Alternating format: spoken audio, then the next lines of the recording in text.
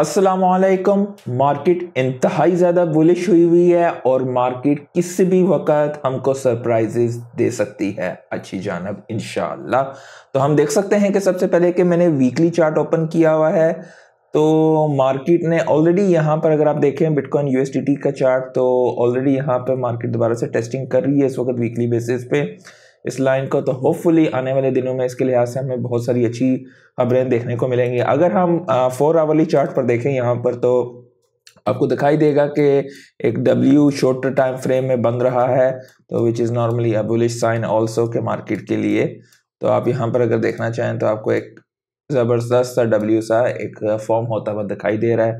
Definitely वो भी एक चीज़ें हैं, लेकिन अगर हम फंडामेंटल के लिहाज से बात करें तो जब पिछली दफ़ा अगर आप मूविंग एवरेज देखें, जब भी बिटकॉइन की 50 डे मूविंग एवरेज क्रॉस करती है 200 डे मूविंग एवरेज को, जब ये लास्ट टाइम इसने क्रॉस किया था तो उसके बाद तकरीबन 117% की 2x हो गई थी, और वही चीज़ अब दोबारा से हो रही है। तो इलेक्शन को भी बहुत कम दिन रह गए, लेट्स सी कि क्या होता है इसके हवाले से। सोलाना के लिहाज से बहुत बुलिश खबरें हैं। सोलाना का अगर आप देखना चाहें, इसके मैं चार्ट दिखा देता हूँ आपको। अगर आप रेवेन्यू मॉडल्स का देखें तो रेवेन्यू भी तकरीबन जो है 10 मिलियन से ऊपर का है। अगर आप इस पे रेवेन्यू के अलावा जस्ट सेकंड, रेवेन्यू के अलावा अगर टोटल वैल्यू लॉक इस पे देखना चाहें तो वो भी दोबारा से काफ़ी ज़्यादा ग्रो हो रही है। अगर आप डेक्स का ट्रेडिंग वॉल्यूम देखें तो वो भी बहुत ज़्यादा है। MEV यानी कि सोलाना पे जो है रियल इकोनॉमिक वैल्यूज़ वगैरह, ट्रांजैक्शन फीस वगैरह, तो वो भी एक्सट्रीमली ग्रो कर रही हैं। और सोलाना अभी भी इस प्राइस पे बहुत ज़्यादा अंडर वैल्यूड है, ठीक है। तो सोलाना का इकोसिस्टम ग्रो हो रहा है, डेफिनेटली वहाँ पे रिटर्न ज़्यादा मिलेंगे, लेकिन इकोसिस्टम के कॉइन्स रिस्की भी होते हैं। उसमें टॉप परफॉर्मिंग कॉइन्स को आप डेफिनेटली टोकन्स को बेसिकली ले सकते हैं। सोलाना भी आपको बहुत बड़ी रैली इस दफ़ा इस साइकिल में दिखाई दे आप देख सकते हैं बेसिकली।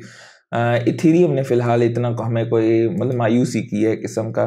कुछ अनलॉक्स आने वाले हैं, अगर आपके पास ये टोकन हैं तो आपको इनका ख्याल रखना पड़ेगा। स्लेशिया का बहुत बड़ा अनलॉक आने वाला है, तकरीबन $923 मिलियन के आसपास, और जो कि मतलब अच्छा खासा अनलॉक है। लेट्स सी कि आने वाले दिनों में स्लेशिया का क्या होता है, इसकी प्राइस क्या ज़्यादा गिरती है या होल्ड करती है। बट इस साइकिल में स्लेशिया अच्छे रिटर्न देने की सलाहियत रखता है।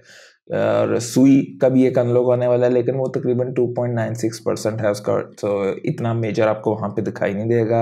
ऑप्टिमिज्म भी जो है उसका भी अनलॉक, ये अगले 7 दिनों में इनके अनलॉक्स आने वाले हैं। तो अगर आप इनमें से किसी टोकन को होल्ड करते हैं तो डेफिनेटली आप अपनी स्ट्रेटेजीज इसके मुताबिक बना लीजिए। स्लेशिया का मेन उसमें सबसे बड़ा जो है अनलॉक आने वाला है। भूटान की गवर्नमेंट के पास तकरीबन अब बिटकॉइन की होल्डिंग में तकरीबन $1 बिलियन के आसपास होने वाला है। डेट इज़ एक्सट्रीमली बुलिश एक स्टेट के लिहाज से।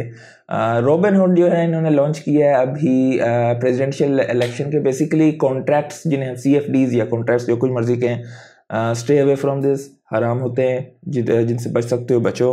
कमाला का और डॉलर का, उनको तो पैसा बनाना है, आपका ही पैसा जाएगा, ट्रस्ट में। तो वेनेक ने प्रोजेक्ट किया है कि 2050 तक बिटकॉइन की वैल्यू, एक बिटकॉइन तकरीबन $3 मिलियन के आसपास हो सकता है, और वो ग्लोबल रिजर्व एसेट जो है सेंट्रल बैंक उसे होल्ड कर सकते हैं 2% की एलोकेशन के मुताबिक। और एथीना के हवाले से खबर है, अगर आप लोग एथीना को होल्ड करते हैं तो एथीना पे कुछ एक्यूजेशंस आए हैं कि उन्होंने मिस यूज़ किया है अपने $180 मिलियन के ENA टोकन्स को, अनफेयर फार्मिंग प्रैक्टिसेस वगैरह। तो that's not good, it's a big amount. $180 million बड़ी, और अगर आप इसको होल्ड करते हैं तो अपनी पर्सनल जो है आप अपनी स्टडी करें और मेक श्योर करें कि अपने रिस्क फैक्टर को मिनिमम करें, क्योंकि बुल साइकिल में जब बाकी सारे तमाम कॉइन चढ़े हों और कुछ इस तरह का एक के साथ हो तो आप पीछे रह जाएंगे। तो आपको मार्केट में और भी बहुत से अच्छे कॉइन्स मिलेंगे, आप उनमें भी हाथ डाल सकते हैं। तो अपनी एलोकेशंस को अपनी रिसर्च के मुताबिक लाजमी कीजिए। वीकली क्रिप्टो एसेट फ्लोज जो हैं उसमें अगर देखा जाए तो बिटकॉइन लीड कर रहा है, 920 मिलियन के इनफ्लोज आए, जबकि इथेरियम में 35 मिलियन के आउटफ्लोज आए। इथेरियम अभी तक हमें वैसी परफॉर्मेंस नहीं दे रहा है, तो लेट्स सी, होप तो रखते हैं। लेकिन इथेरियम जिस तरह पिछले साइकिल का शहजादा था, इस दफ़ा सोलाना है, जो कि साफ सब कुछ हर मैट्रिक से अगर आप देखें तो आपको दिखाई देगा।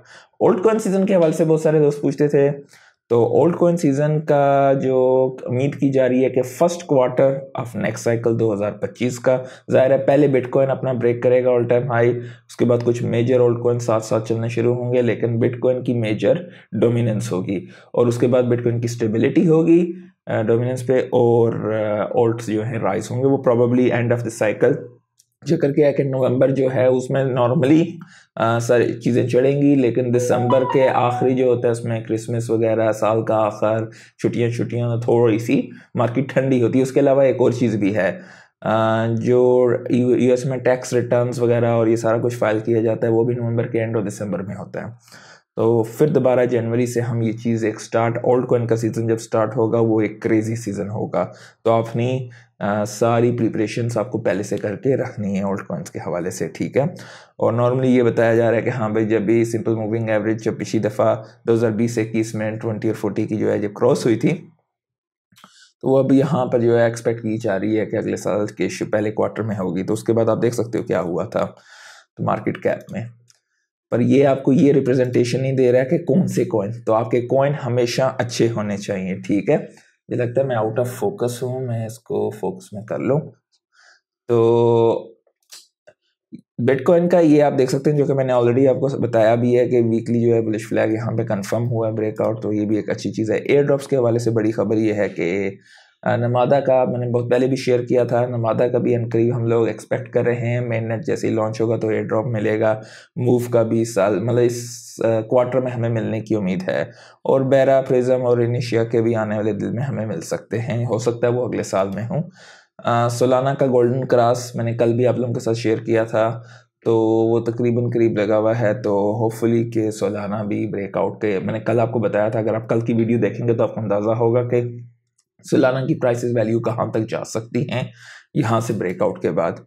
मेटा प्लैनेट जो है अब 19th largest bitcoin holding firm बन गई है, जिसके पास 1000 से ज़्यादा बिटकॉइन है। हांगकांग स्टॉक एक्सचेंज ने इंट्रोड्यूस किया है कि प्राइस इंडिसेस फॉर बिटकॉइन और इथीरियम के हवाले से नेक्स्ट मंथ से वो भी अभी ये करेंगे, तो definitely that's a right move. और अगर आप टोटल मार्केट कैप का देखें तो बिटकॉइन की डोमिनेंस 58.4% है, इथीरियम की 13.1% है, और मार्केट कैप टोटल 2.33 ट्रिलियन का है, जबकि फेयर एंड ग्रीड 72 पर है। क्रिप्टो बबल्स में अगर आप देखें तो SPX थोड़ा सा चढ़ा है। डोज कल मैंने 10 मीम कॉइन्स आपके साथ शेयर किए थे, तो आप देख सकते हैं कि जो कि साइकिल में आपको अच्छे रिटर्न देने की अहलियत रखते हैं। ये पहले 100 में अगर आप देखें तो ये है, लेकिन अगर नेक्स्ट साइकिल पे जाएंगे तो डेफिनेटली ओल्ट्स अभी तक ब्लीड कर रहे हैं, आपको कुछ मेजर नहीं दिखाई देगा।